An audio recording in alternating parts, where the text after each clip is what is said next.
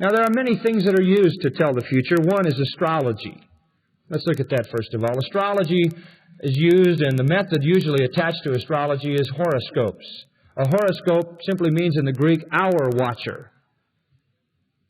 This is the age of Aquarius, right? The moon is in the 7th house, and Jupiter aligns with Mars, so peace will guide the planet, and love will steer the stars. We're just fading out of the age of Pisces, waltzing into the age of Aquarius. Blissful, isn't it? Kurt Cook calls astrology, quote, the most widely spread superstition of our time. Over 40 million Americans trust in the stars. 185,000 astrologers in the United States earning money at it. They've turned the zodiac into a $200 million a year business, says Today's Health magazine. When the Beatles formed their own record company called Apple, they hired a full-time astrologer to chart their course for the future. The rock musical Hair had a resident astrologer. IBM Computer now puts out 30,000 personalized horoscopes per month for the United States department store shoppers. Only costs you from $20 to $50, depending on how much detail you want. There's an outfit called Zodiatronics that gives you 24-hour dial-a-horoscope service. 12 signs of the zodiac have been put on everything, and now the limit of all, they're even putting it on underwear. If you've got anything with that kind of stuff on it, throw it away. Astrology, you see, is the prediction of human character and destiny by using the stars and the constellations. This is an old science. It goes clear back to the Tower of Babel, and God got upset at it then, and He's still upset with it. In the ancient world, you see, astronomy and astrology were a single unit. It wasn't until the Reformation that they got divided. Astronomy is the science, astrology is the superstition. And Babylonians invented zodiacs way back at the Tower of Babel. I read something interesting this week. Somebody always used to say, when I was a little kid, that they were trying to build a tower to heaven. Somebody said if they were trying to build a tower to heaven, they wouldn't have built it on a flat spot. They'd at least have gotten a head start by going up a mountain. That's pretty good reasoning. They were building a tower to the zodiac. And they said that wherever the position of the constellation was when you were born determined your destiny. See? Whatever happened to be the arrangement within the celestial house was the critical factor that determined your future. Now, astrology, first of all, is stupid.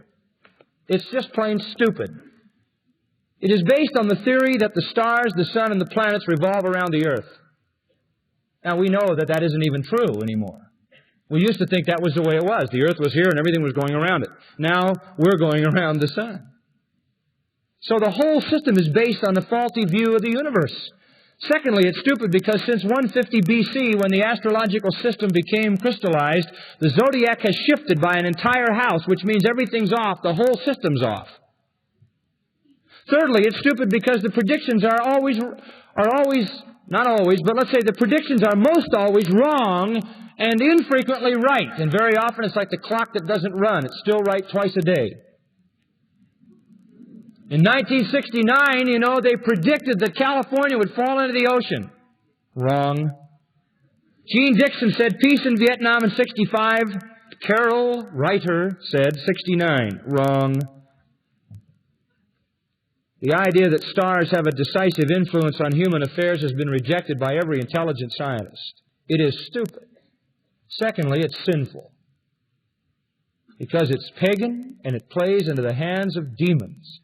And it rejects the fact that God is the determiner of destiny. And you say, well, how can you play into demons' hands by getting into that little section in the paper and reading that horoscope?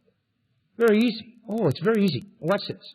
Whatever system you want to use, demons will move in and take over. The Old Testament simply says this: all the gods of the nations are demons. Whatever you want to worship, a demon will move in and capture you. You wonder, how can these Africans and these people in wild places of the world, how can they keep bowing down to sticks and stone? How can they worship a rock year after year after year? You want to know why? Because sometimes when they ask that rock for things, they happen. Why? Because if the demon can hold that man captive to the rock, he'll respond to the man's worship of the rock, do enough supernatural things to hold him captive to the rock. Now, if a guy wants to put his trust in the zodiac, demons will simply use that. They'll make enough things come true so the man's a believer in the zodiac that captures him apart from the truth, right? And it holds him in bondage to an evil system. All the gods of the heathen are demons. That's a comprehensive statement of the Old Testament. All of them. And things really happen. They really happen. They really capture people. Demons take over and they do supernatural things. So you see, astrology is just another of the systems that if men move into them, demons will come in and control. And I think there's another just insidious thing in astrology, and that's the power of demonic suggestion. You know, there are some people, there's nothing in the horoscope. It's just a bunch of baloney. There's not one thing in it worth the powder to blow it all up. There's nothing there. But you know that there are people who become what that horoscope says they are. Because they submit to it. And that's exactly how Satan can take a man and turn him right into what he wants him to be. And it happens. The basic presupposition underlying all methods and all areas of fortune-telling is that certain superhuman spiritual beings exist. And they are approachable by man, and they possess knowledge which man does not have, and they are willing under certain circumstances to communicate this to man. That's the assumption of astrology, that we can tap these spirit beings. And you know something? They're right on. But it's deadly. A woman appeared at a police station and stated to the police that she had just shot and killed her son. Then she said this. An astrologer had told her in a written horoscope that her son would never regain his full mental health. Wanting to save him from this terrible future, she killed him. The woman was sentenced. The astrologer went free. The demon accomplished his purpose. Scientists and psychologists agree that there is a high degree of auto-suggestion involved in astrology. If someone tells you something's going to happen, the idea is planted in your mind and your subconscious, and you know what happens? You can make it happen. And very often, supernatural things really do happen. They really do happen. Demons have supernatural power. What does the Bible say about it? Deuteronomy chapter 17. Lest you think I've pulled something out of the 20th century, I want you to know that in Deuteronomy 17, God deals with astrologers who are casting horoscopes then. This is old stuff.